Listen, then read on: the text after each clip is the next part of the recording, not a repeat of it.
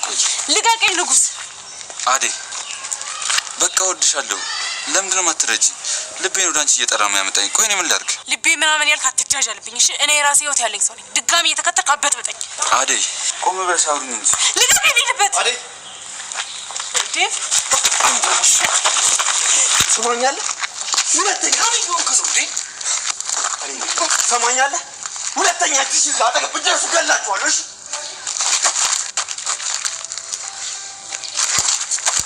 አንቺ ተረገምሽ ነው። ልቀቀኝ። ቆይ አዴ ምንድን ነው ያደረግሻት? አዴ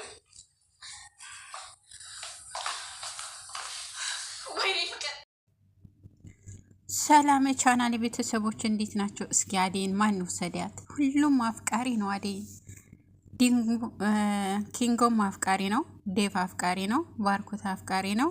አሁን ደግሞ ናኦልም ሊያፈቅር ነው። በቃ ስለሷ በጣም ነው የሚጨነቀው።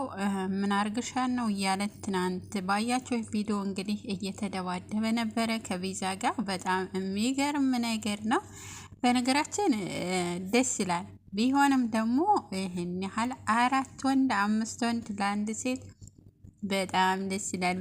በአንድ ሰራተኛ ይሄን ያክል ፍቅር መስጠት ደስ ይለናል። ነገር ግን ሴቶቹ እየቀኑ አላስቀምጥ ብለዋታል። በተለይ ፍቅር እንግዲህ ገና ሲጀመር ጀምሮ ፍቅር እስካሁን ምንም የተቀየረችው ነገር የለም። የፍቅር አክተር በጣም ነው የሚገርመኝ። ማለት እስካሁን ድረስ አለመቀየሩ፣ ቢያንስ የተወሰነ ቀይሯት ደግሞ የሆነ ጸባይ ቢያሳየን ጥሩ ነበረ። ነገር ግን ከጀመረ ጀምሮ ይኸው እሷ እንደዚህ ናት። በቃ ምንም ለውጥ የለም። እንደውም እየባሰባት ነው የሚሄደው። ነገር ግን እንደዚህ መሆኗ ደግሞ መልሶ ራሷን ሆኖ የሚጎዳው ማለት ነው። አዴን ምንም ያጠነክራታል እንጂ አይጎዳትም ማለት ነው።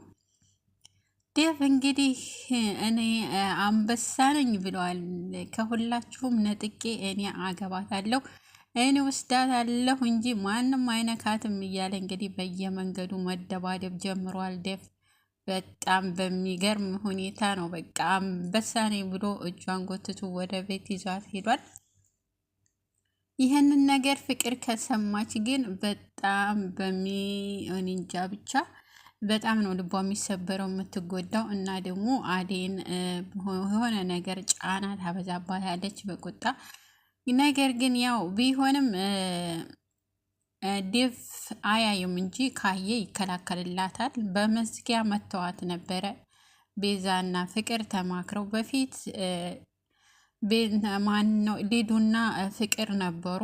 እሷን ለማስወገድ የማያደርጉት ነገር የለም። ሊዱ ምንም አላደረገቻትም። ነገር ግን ይቺ ወንድምሽን ልትወስድብሽ ነው፣ እሱ ለሷ አይገባም እያለች ነግራትና በነገር ስለ ጭንቅላቷን ስለምትሞላው እሺ ብላት ነበረ። አሁን ግን ከታገተች ወዲህ አዴን ብዙም አትፈልጋትም፣ ማለት ለመጉዳት አትፈልግም። አንቺ አርፈሽ ተቀመጪ አንቺ ሰይጣን እያለች ነበረ። እንደውም ፍቅርን ማለት ነው።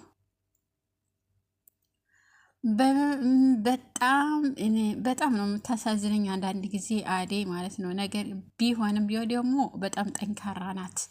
ጥንካሬን ያስተምረናል። ከእሷ ትዕግስትን፣ ጥንካሬን በቃ ሁሉ ነገርን። እንደዚህ ብዙ ልጆች አሉ አሁን እንደዚህ የሚረዱ ቤተሰቦቻቸውን በክፍለ ሀገር አስቀምጠው እነሱ ከተማ መጥተው ብዙ መከራና ስቃይ የሚቀበሉ አሉ። ምናም ደግሞ በሰው ሀገር እንደዚህ ተሰደን ብዙ መከራ የሚደርስብን አለን። ቤቱ ላይ መች ይችላል። በዛ ላይ ቤተሰብ ለምን አንልኪም ብር እዛ ተጎልተሽ እዛ ተቀምጠሽ ቁጭ ብለሽ እየበላሽ የሚሸመተት ይመስላቸዋል ብር ማለት ነው። እና በጣም በሚገርም ሁኔታ እንግዲህ ዴቭ ይወስዳታል ብዬ አምናለሁ። ግን ባርኮትም በጣም ነው የሚወዳት። አሁንም አልቀነሰም ፍቅሬ።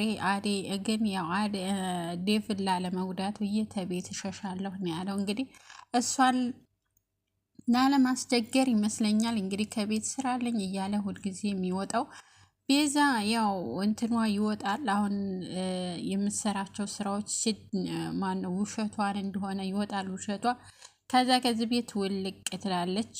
ናኦልም አይለቃትም ማለት ነው። በጣም ነው አዴን ለአደይ የሚያስብላት በጣም ነው። ሊዱ ራሱ የወደደኝ መስሏት እሷ ካገኘችው ወንድ ጋር መለጠፍ ነው። ያው ተለጠፋ ነበረ። እሱም ሳሚኝ ምናምን እያላት ነበረ ካለፈው ቪዲዮ ላይ ማለት ነው። እሱም እንደዛ ስላት የወደዳ መስሏን ነበር። ነገር ግን እሱ አሁንም አይወድም። እሱ የሚከላከለው ለአደይ ነው።